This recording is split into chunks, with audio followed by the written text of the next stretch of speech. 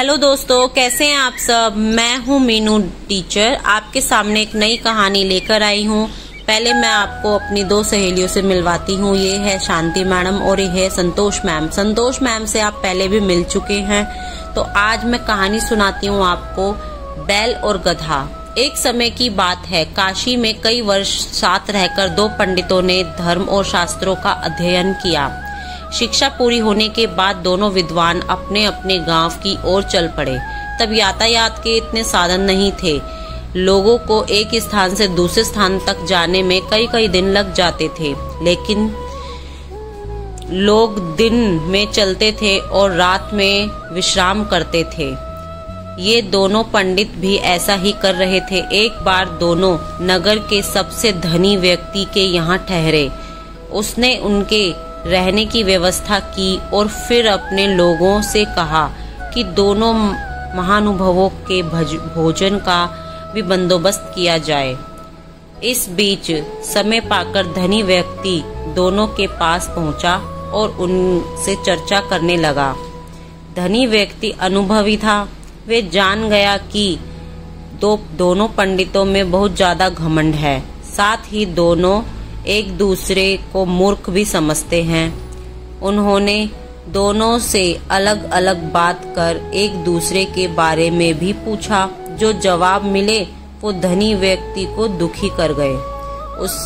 उसने मन में विचार किया कि ये दोनों काशी जैसी जगह पर वर्षों अध्ययन करके आए हैं, लेकिन एक दूसरे का सम्मान करना नहीं सीख पाए।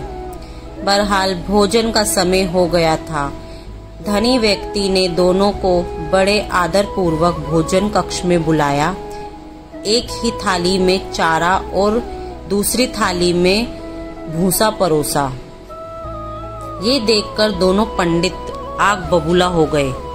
गुस्से में आकर कहने लगे कि क्या हम जानवर हैं जो ये चारा और भूसा खाएंगे। धनी होकर तुम हमारा अपमान कर रहे हो। ये लक्ष्मी द्वारा सरस्वती का अपमान है। इस पर उन्होंने बड़ी ही शक्ति से जवाब दिया।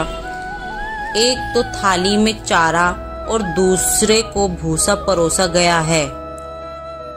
इसमें मेरा कोई कसूर नहीं है। जब मैंने आपसे एक से दूसरे के बारे में पूछा था तो उसने कहा था कि वे तो बैल है। वहीं दूसरे से पूछा तो उसने कहा कि वे गधा है। आप दोनों ने एक दूसरे को बैल और गधा बताया, तो मैंने उसी हिसाब से चारा और भूसा थाली में परोस दिया। इतना सुनते ही दोनों ज्ञानियों की आंख खुल चुकी थी। उन्हें अपनी गलती का एहसास हो गया था। उन्होंने उनसे क्षमा मांगी। एक दूसरे के प्रति ऐसी सोच रखने के लिए भी खेद जताया।